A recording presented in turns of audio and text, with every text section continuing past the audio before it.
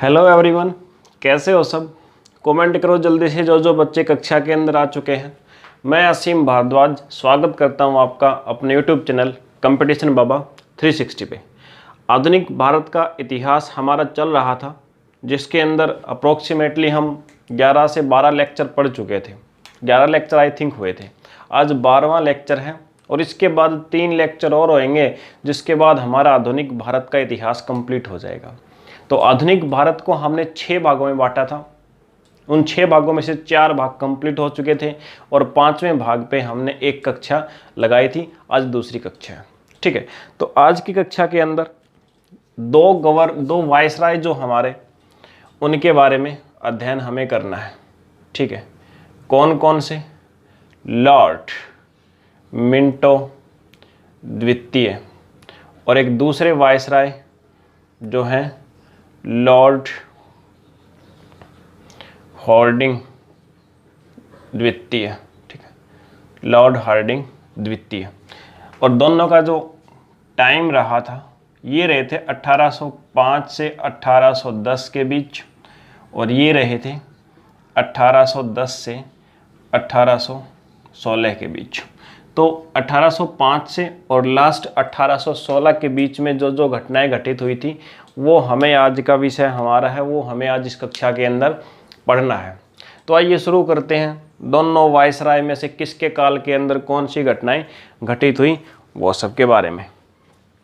चलिए, सबसे पहले लॉर्ड मिंटो द्वितीय। लॉर्ड मिंटो द्वितीय जो थे, इनके टाइम पे देखो क्या हुआ था। फर्स्ट वन हम डिस्कस करेंगे 1906 में, 1906 के अंदर ढाका के अंदर क्या हुआ था। 3 व्यक्तियों के नाम आपको मैं बताऊंगा, 3 व्यक्तियों के नाम बताऊंगा आपको। आगा खां, एक दूसरा सलीमुल्लाह खान एंड एक मोहसिन उल मुल्क, ठीक है। आगा खां, सलीमुल्लाह खां और मोहसिन उल मुल्क। मोहसिन उल मुल्क, इन तीनों ने क्या किया था? इन तीनों ने एक संस्था बनाई थी। जैसे कांग्रेस थी वैसे ही एक और संस्था बनाई जो मुस्लिमों का प्रतिनिधित्व करती थी, और जिसको हमने क्या नाम दिया था? मुस्लिम लीग। मुस्लिम लीग जिसको हमने नाम दिया, ये संस्था बनाई। तो एग्जाम में पूछे मुस्लिम लीग का गठन किसने किया था। अब ऑप्शन में अगर आपको तीनों दे दे तो आप जवाब किसको लगाओगे? ये भी हमारे पास एक सिचुएशन है, ठीक है। हो सकता है कि सारे के सारे नाम दे दें, लेकिन इनमें से एक अगर चूज करना हो तो किसको करेंगे? आगा खां को, क्योंकि ये जो इनका सेशन हुआ था, इस सेशन के अंदर महासचिव व इस संस्था के संस्थापक वो यही थे। और इसके जो ये सेशन हुआ था, इसके अध्यक्ष सलीमुल्लाह खान थे। और ये थे कौन? ये ढाका के नवाब थे, ठीक है। तो इन तीनों ने बनाई मुस्लिम लीग संस्था को। तो एग्जाम में अगर एक नाम पूछे तो आगा खां आप बताएंगे इसके मुस्लिम लीग के बारे में। चलिए, इसके बाद अगली जो घटना हमारी घटित हुई थी लॉर्ड मिंटो के टाइम पे, इसके अलावा लॉर्ड मिंटो के टाइम पे ही 1906 में इंडियन नेशनल कांग्रेस INC का सेशन हुआ था 1906 में। और कहाँ पे हुआ था ये हुआ था कलकत्ता में, ठीक है। 1906 में कलकत्ता में एक सेशन हुआ था इंडियन नेशनल कांग्रेस का। इसके अंदर जो अध्यक्ष कौन थे? तो दादा भाई नौरोजी, ठीक है। दादा भाई नौरोजी इसके अंदर क्या थे? अध्यक्ष थे इस सेशन के अंदर। अब इस सेशन के अंदर ऐसी क्या इंपॉर्टेंट चीज़ हुई कि जिसके कारण हम इसको पढ़ रहे हैं, वो देखो भाई। तो इसके अंदर वैसे आईएनसी के बारे में आपने सुना होगा कि इंडियन नेशनल कांग्रेस जो है वो 2 भागों में बट गई थी। वो आपने ऐसा पढ़ा है कि 1907 में बटी थी, लेकिन एक्चुअल में क्या था कि बट तो 1906 में ही चुकी थी वो, जो कि ये सेशन हुआ था। इस सेशन के अंदर क्या था, कुछ लोगों ने तो चाहा कि भारत के ऊपर स्वशासन हो, भारत के ऊपर अपना शासन हो, किसी दूसरे का कोई भी हस्तक्षेप ना हो। और कुछ लोगों ने चाहा कि भाई भारत के ऊपर अपना खुद का आंशिक शासन हो, ठीक है, आंशिक शासन, यानी जिसको डोमिनियन स्टेट बोल सकते हो आप, डोमिनियन स्टेट। और यहाँ पे पूर्ण स्वराज्य, 2 प्रकार से मांगे रखी। कुछ लोगों की मांग थी कि भारत का अपना स्वराज हो, अपना गणतंत्र भारत बने, स्वतंत्रता मिले हमें और अपना ही राज करें। लेकिन कुछ लोगों का था कि अंग्रेजों का भी हाथ बना रहे और साथ साथ में हमारा भी शासन हो, यानी आंशिक शासन, आंशिक गुलाम बना रहे भारत, ऐसा चाहते थे। जैसा कि आप जानते हैं कि बाद में चल के जो आंशिक शासन चाहते थे एंड डोमिनियन स्टेट, स्वायत्त राज्य जो बनाना चाहते थे, उन लोगों को कहा गया नरम दल के नेता। और जो स्वशासन चाहते थे, स्वराज चाहते थे, अपना खुद का शासन कंप्लीटली, उनको गरम दल के नेता कहा गया, ठीक है। यहाँ पे सिर्फ ये कंप्लीटली विभाजन नहीं हुआ था, सिर्फ मनों में विभाजन हुआ था और मांगे उठाई थी।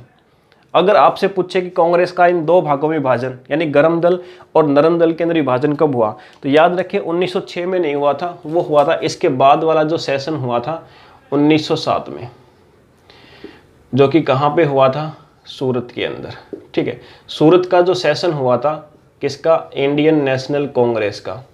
इस सेशन के अंदर ही क्या हुआ था, जो कांग्रेस है उसका 2 भागों में विभाजन हुआ था, एक गरम दल और एक नरम दल, ठीक है, 2 भागों में। अब ये जो 1907 का सेशन था, इसके अंदर अध्यक्ष कौन थे, ठीक है, अध्यक्ष कौन थे, तो याद रखें इसके अंदर अध्यक्ष थे सूरत वाले अधिवेशन के अंदर रास बिहारी घोष। रास बिहारी घोष जो हैं ये क्या थे, इसमें अध्यक्ष थे। और अब कुछ नेताओं के नाम आपको याद रखने, जो कि कुछ नरम दल के नेता और कुछ गरम दल के नेता। नरम दल के नेताओं के अंदर कौन कौन थे, दादा भाई नौरोजी, फिरोज शाह मेहता, दादा भाई नौरोजी, फिरोज शाह मेहता, बदरुद्दीन तैयब जी, और इसके अलावा गोपाल कृष्ण गोखले, और स्वयं जो अध्यक्ष थे रास बिहारी घोष, रास बिहारी घोष। ये भी क्या थे, नरम दल वालों के अंदर ही आते हैं आपके, ठीक है। इसके बाद कुछ गरम दल वाले नेता आपको बता देता हूं, तो ये तो प्रसिद्ध हैं, आप 3 चीज याद रखें, लाल, बाल, पाल, ठीक है। लाल, बाल और पाल, ये 3 मुख्य। लाल से लाला लाजपत राय, बाल से बाल गंगाधर तिलक, और पाल से विपिन चंद्र पाल, ठीक है।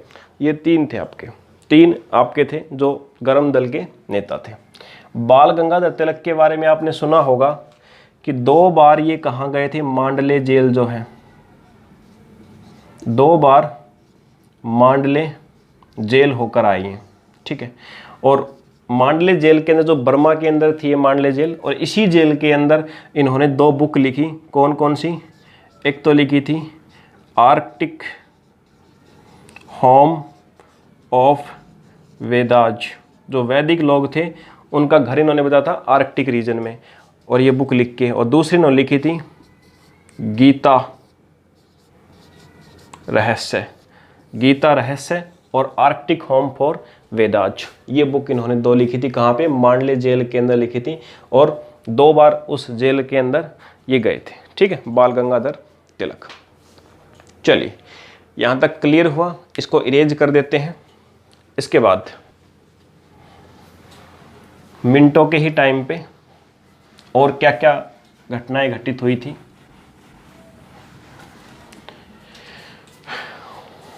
एक हुआ था अलीपुर षड्यंत्र,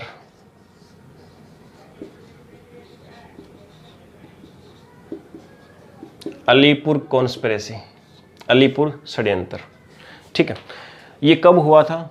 ये हुआ था आपका, सॉरी यहाँ पे जो हमने लिखा है ये ऊपर डेट के अंदर थोड़ा सा करेक्ट कीजिएगा, ये आपका 1905 से 1910 है। ठीक है, और ये कब हुआ था?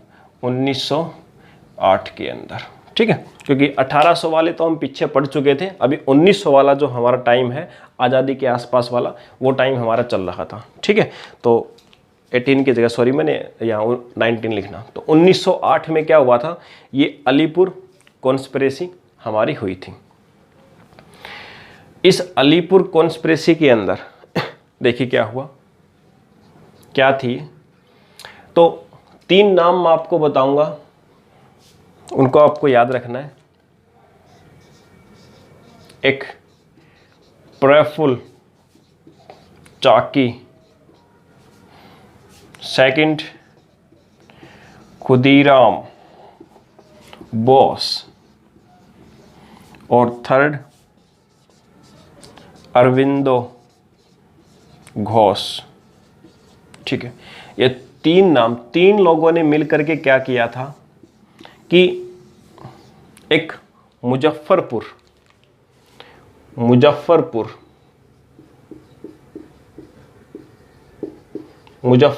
के भ्रष्ट मजिस्ट्रेट, मुजफ्फरपुर के भ्रष्ट एक डिफेम मजिस्ट्रेट थे जिनको बोलते हैं डुगलास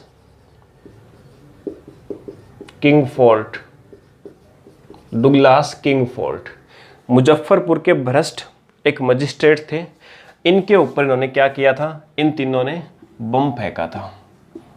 इनकी बग्गी जो जा रही थी, बग्गी के ऊपर बैठ के जाते थे, इनकी बग्गी के ऊपर इन्होंने क्या किया? बम फेंका था। लेकिन जब इन्होंने बम फेंका तो यहाँ पे दुगलास उस बग्गी में नहीं थे, इसलिए ये बच गए थे। अब इस बम फेंकने के बाद, यही था आपका अलीपुर षड्यंत्र। इस बम फेंकने के बाद क्या हुआ? प्रफुल्ल चाकी जो है, इन्होंने उसी टाइम खुद को गोली मार ली थी, खुदीराम बोस जो है, सबसे कम उम्र में 19 वर्ष की आयु में इनको फांसी दे दी गई। अरविंदो घोष जो है, ये उसके बाद बच गए थे और ये एक धार्मिक जीवन इन्होंने व्यतीत किया बाद में। ठीक है, तो ये था अलीपुर षड्यंत्र। जिसका नाम पूछें, किसने गोली मारी सबसे कम उम्र में, फांसी किसको हुई, अलीपुर षड्यंत्र कब हुआ, या इस अलीपुर षड्यंत्र के अंदर हुआ क्या, या किस वायसराय के टाइम पे हुआ, तो वो सारी चीज़ें आप यहाँ से बता सकते हो। ठीक है, इसके बाद इन्हीं के टाइम पे जो अगली घटना हमारी घटित हुई थी 1908 में, 1908 में लाला लाजपत राय जो हैं, सॉरी बाल गंगाधर तिलक जो हैं, वो दोबारा से बाल गंगाधर तिलक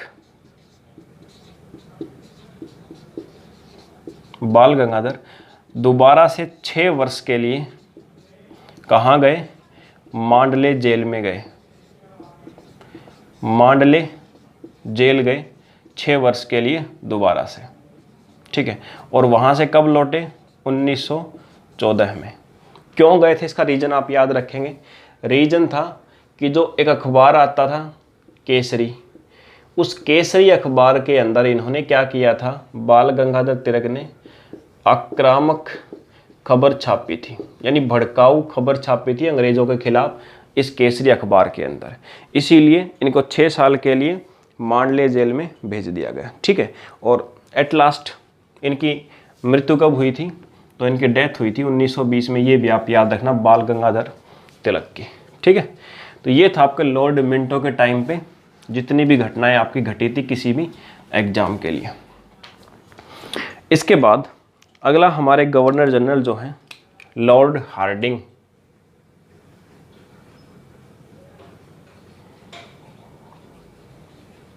हार्डिंग सेकंड, कब से कब तक? 1910 से 1914 16 तक ये रहे थे। ठीक है, सबसे पहली घटना जो इनके टाइम पे हुई थी वो थी जो राष्ट्रपति थे इंग्लैंड के, ठीक है, उनके आने की सूचना। कैसे देखो, 12 दिसंबर 1911 को थर्ड दिल्ली दरबार, 12 दिसंबर 1911 को तीसरा दिल्ली दरबार लगा। और क्यों लगा था? ये इसे लगा था जॉर्ज पंचम जो हैं वो क्या बने थे? इंग्लैंड के किंग बने थे। और किंग बनकर कहाँ आए थे? भारत के अंदर आए थे। और ये जो थर्ड दरबार लगा था ये दिल्ली के अंदर, ये कहाँ लगा था? ये लगा था कोरोनेशन पार्क में। ठीक है, कोरोनेशन पार्क में लगा था। अब इसके अंदर जॉर्ज पंचम ने क्या किया? जब भारत के अंदर आए तो इन्होंने राजधानी जो है पहले भारत की वो कौन सी होती थी? कोलकाता होती थी। इन्होंने कोलकाता से बदलकर कहाँ कर दिया? दिल्ली। तो भारत की राजधानी जॉर्ज पंचम ने कोलकाता से कहाँ की? दिल्ली। तो एग्जाम में आपसे पूछ सकता है कि दिल्ली जो भारत की राजधानी कब बनी? तो 1911 में इन्होंने घोषित किया था। और बनी कब थी? 1912 में बनी थी। ठीक है, और दिल्ली जो है इसके वास्तुकार कौन थे? लुटियंस। याद रखना, दिल्ली जो है नई दिल्ली खासकर उसके वास्तुकार कौन थे? लुटियंस थे। ठीक है, अब जॉर्ज पंचम जब भारत में आए तो जहाँ पे भी उतरे थे, बॉम्बे के अंदर उतरे थे, जहाँ पे भी उतरे थे वहीं पे आज बनाया गया है, क्या बनाया गया है? Gateway of India.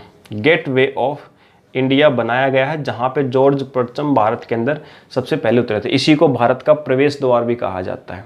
तो ये इसीलिए बनाया गया था जहाँ पे जॉर्ज पंचम उतरे थे। ठीक है, इसका वास्तुकार कौन है? तो इसके वास्तुकार के बारे में आप याद रखना, जॉर्ज विलेट। जॉर्ज विलेट। ठीक है, और कोलकाता का वास्तुकार कौन है?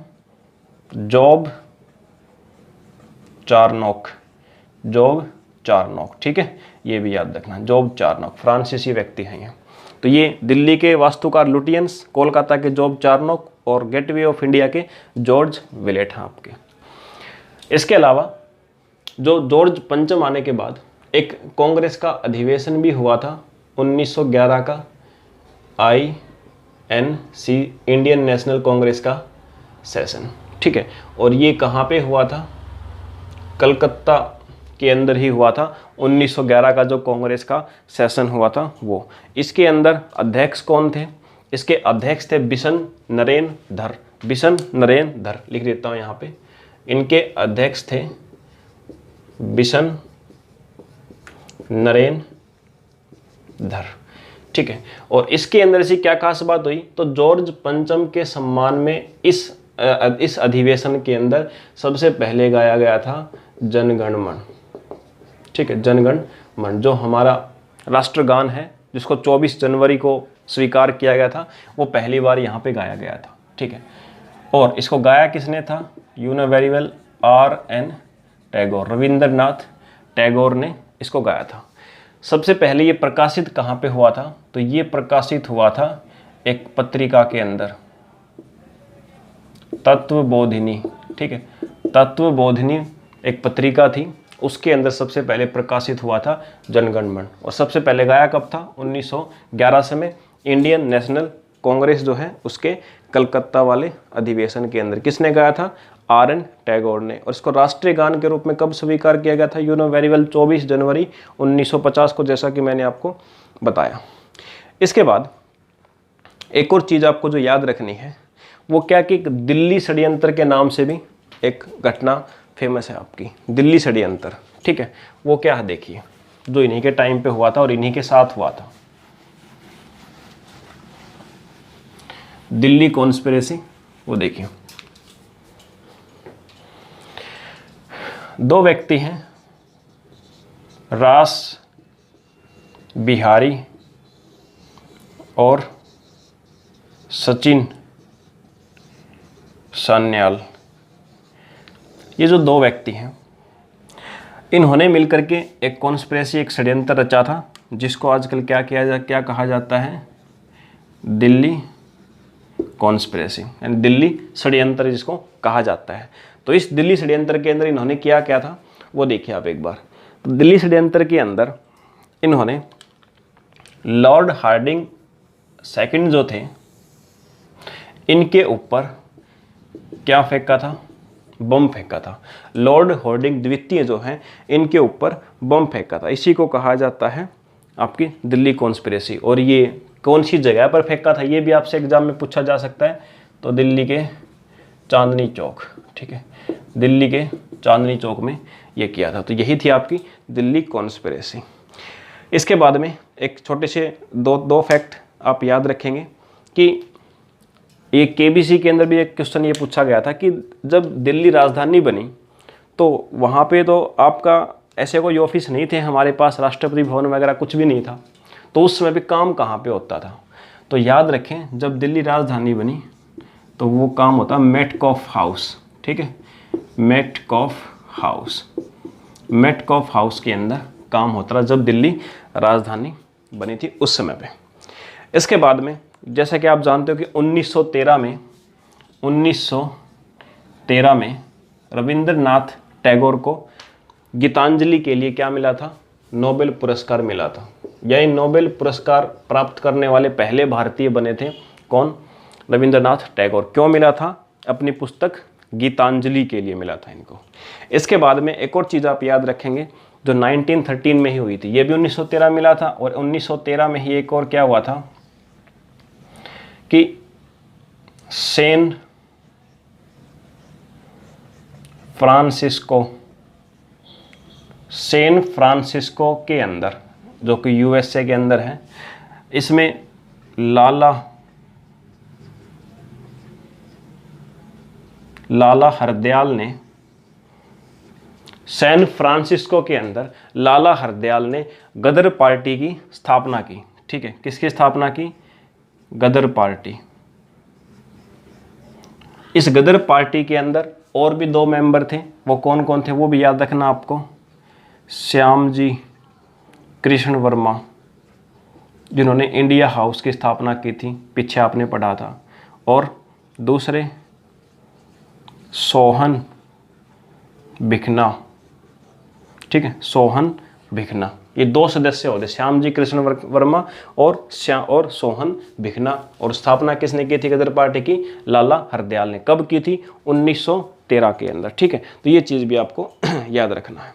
इसके बाद में अगला जो हमारा रहेगा,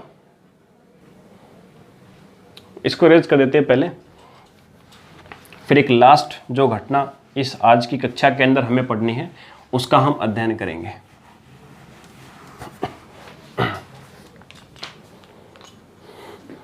तो इस घटना के बारे में भी जैसा कि हम कर रहे हैं, हमारे वनडे एग्जाम्स के लिए जितना भी आना है उतना ही हम पढ़ेंगे।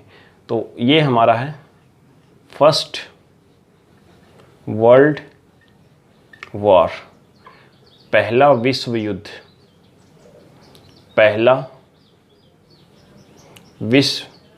ठीक है, पहला विश्व युद्ध किस किस के बीच में हुआ था। तो देखिए 2 संस्थाएं एक प्रकार से गुट थे इसके अंदर।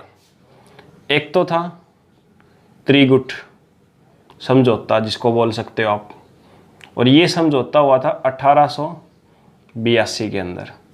और एक था त्रिदेशीय समझौता, ठीक है, त्रिदेशीय समझौता, और ये हुआ था 1907 के अंदर।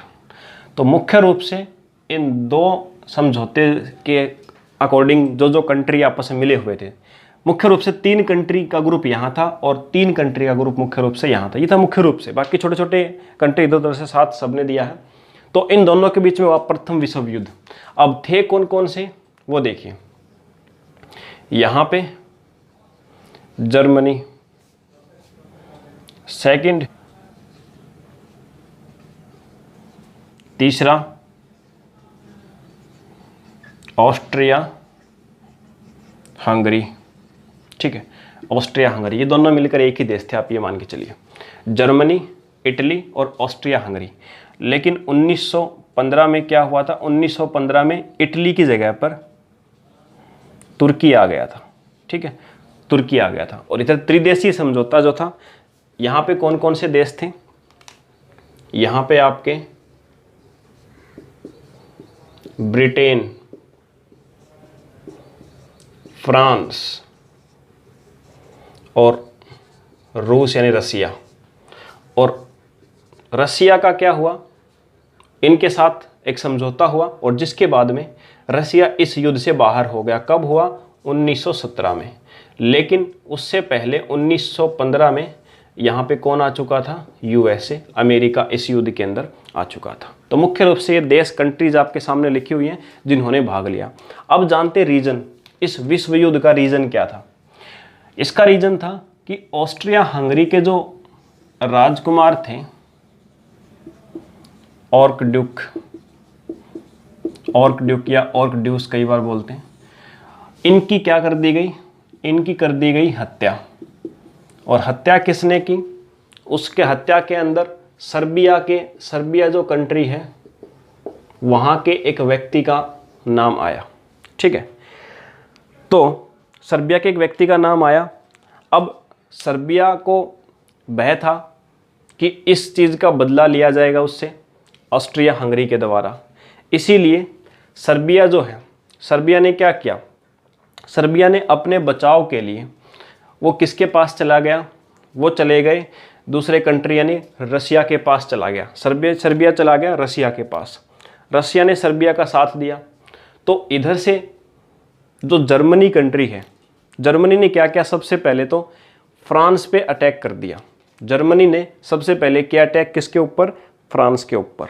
अब जर्मनी ने फ्रांस के ऊपर अटैक किया तो ब्रिटेन भी फ्रांस के साथ आ गया और ब्रिटेन ने अटैक कर दिया किसके ऊपर, जर्मनी के ऊपर।